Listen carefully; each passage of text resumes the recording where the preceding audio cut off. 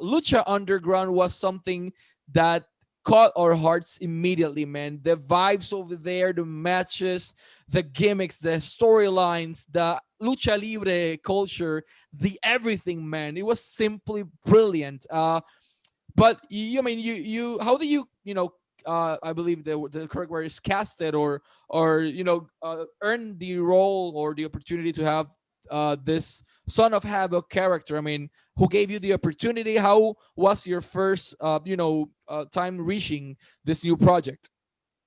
Yeah, I got a call out of the blue from one of the writers, and any wrestler at least once a week is going to be pitched something. So if half the things that I've heard came true, I'd be like living on my own island, like surrounded by like beautiful women and all my friends.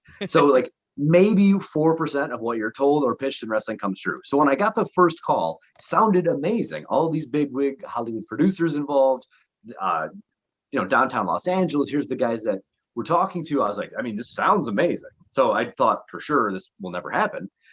And the crazy part was, it's one of the few things in wrestling in my career of like 22 odd years now that like everything they said came true. I remember going there the very first time and them taking us to the warehouse itself. And I was like, that was the first time that I was like allowing myself to believe it, because I'm like, okay, they've flown me here and they've taken me to a place and I see the cameras, and just seeing the setup, I was like, oh wow, this is exciting. Like this could be really cool. And it was so much fun. And I think that was why the show was so special, because it wasn't micromanaged. It was, everyone was brought there because they were professional and they were allowed to do what they professionally do. So the wrestlers were told, you're an amazing wrestler. We love what you do. Please do it. The cameraman, we hired you because you're the best cameraman. Please do it. The writers were hired. We love you as writers. Please write. It wasn't, please write, but like this. Wrestle, but like this.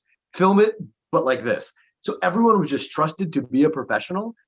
And as silly as that was revolutionary, because it wasn't boxed in and everyone was trusted and the vibe was good.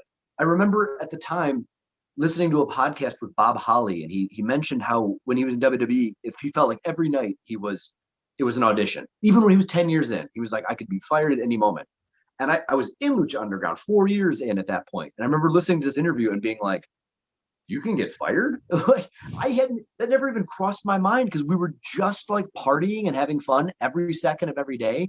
And I think everyone was so relaxed that that's why we were able to create such magic, because nobody was walking on ice. Nobody was, oh, I hope I don't piss this guy off, and I hope I don't, like the politics type things you hear about. I don't think we're really present there. It was just like young, hungry, overlooked people that were like, you know what?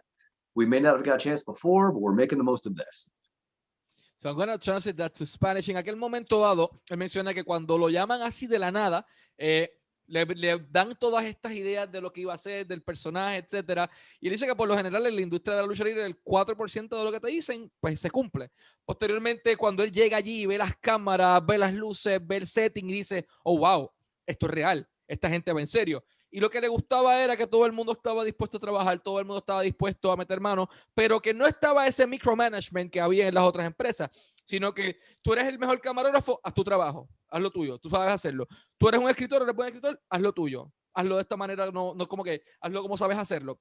Tú eres un luchador, haz lo tuyo. No era como que haz esto, pero de esta manera, sino que no estaban tratando de controlarte. El ambiente era excelente. Y menciona que Bob Holly o Hardcore Holly dijo en un podcast que en el tiempo que estuvo en WWE, todas las noches se sentían como una audición, porque él sentía que cada noche lo podían despedir. Y él dice como que, wow, me pueden despedir. Es como que después de 4 años él nunca le pasó eso por la mente, porque realmente el ambiente era bueno, siempre estaban de fiesta, siempre estaban contentos y estaban como una gran familia haciendo lo que les gustaba.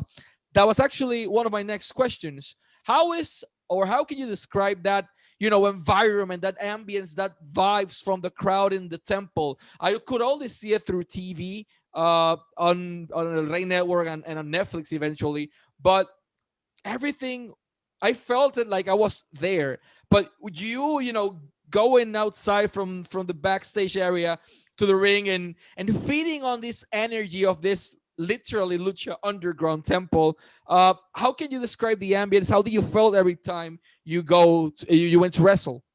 Yeah, it was special. I think the perfect word, it was like the Lucha Underground believers. And that was such a perfect word for it, because you felt this relationship with everyone, and it was just such a great environment for it. And they were, and to the writers' credit, and to the show's credit, they would take people's reactions into account.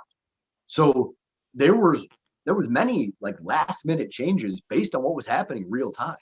And I thought that was another strength of the product, that like they had the balls to be malleable and go with what was happening. And because like, you know, certain things fans were attracted to, or it resonated with them, and they're like, yeah, let's go with that. And I was a perfect example. Like I was supposed to be just a kind of mid card at best, if not opener, just jobber, heel, nobody. And then, you know, at that point I'd been working 14 years or something. So I'm like, I have to make the most of this, and I will make the most of this. And then people started resonating with that energy.